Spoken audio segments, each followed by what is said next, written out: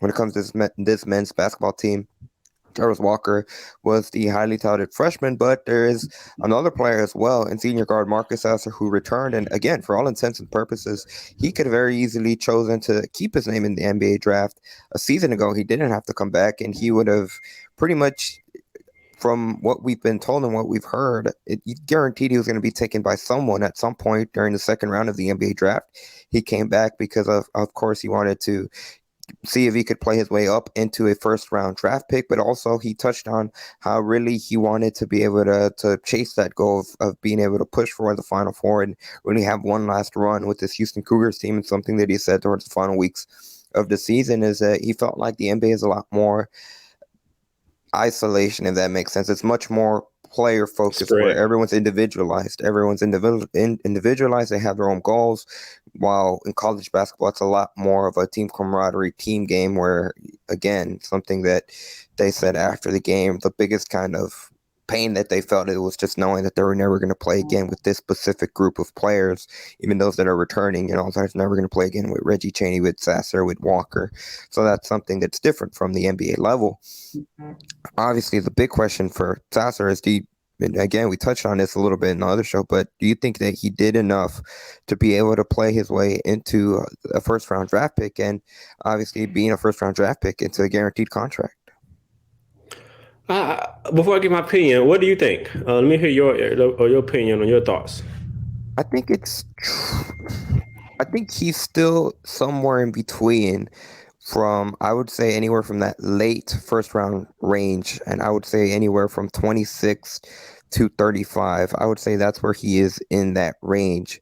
I think certainly with what he was able to showcase in this season in particular, he added a lot more versatility to his offensive game. In particular, we heard how we saw all season how much more crafty he was when it came to really his ability to be able to finish in the paint and in traffic, when it came to his Euro steps, when it came to just his craftiness in general. I think one of the things that he did a little bit in previous years, but he really seemed to have solidified, it was the pull-up jumper in transition, which something Kelvin Sampson said during the season. It got to a point where he was always hunting down those pull-up threes in transition, which is obviously, those are two things that are very valuable at the next level. And then, of course, the defense. I think he has the potential to be able to mold himself into a very, very high caliber 3-and-D player, in my opinion, if he continues to develop.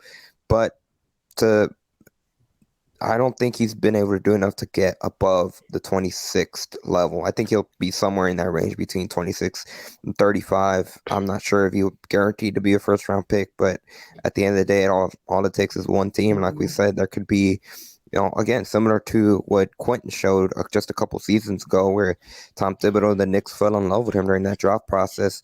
He still has time from now until June to be able to wow a team over. Yeah, and I like that Quentin analogy that you use. So let's start with Quentin. I want to use that comparison because I had time to think about this. Quentin tested the waters before he came out, and I'm sure he got feedback on different things that he had to improve on. Came back, improved on those things throughout the area, went to the combine, and showed what he improved on in an NBA setting, in which all mock drafts, no one had him in a first round. He ended up going in the first round.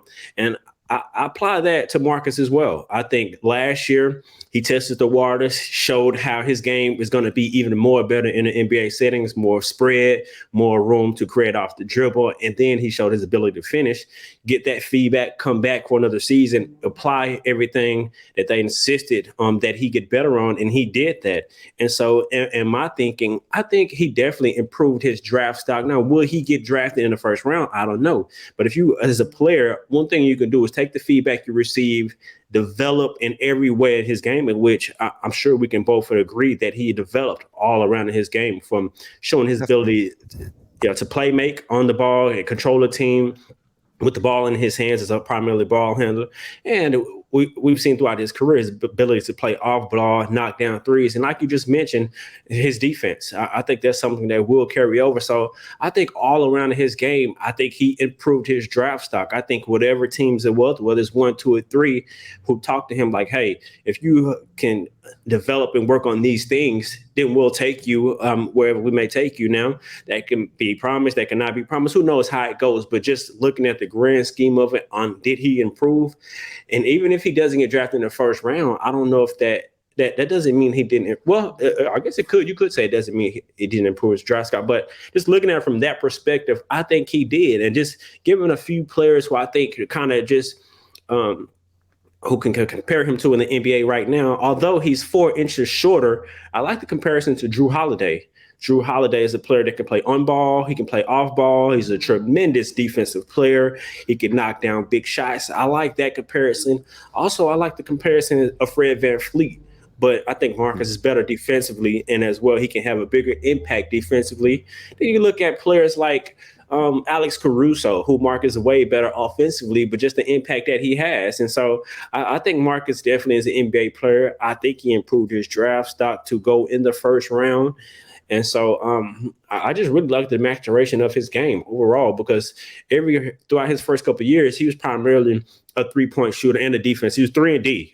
But if his 3 wasn't falling, he really didn't have an impact on the game. But this year, he really showed his ability consistently to finish inside over taller defenders, right hand, left hand, his floater game, his mid-range game, and also his ability to make plays. So I think Marcus definitely helped his draft stock.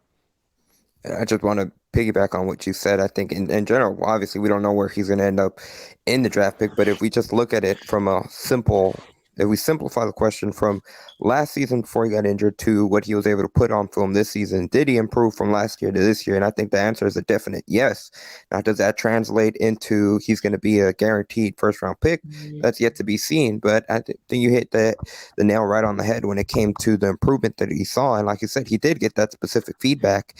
And I'm sure those were the areas that he focused on and tried to showcase throughout the entire season.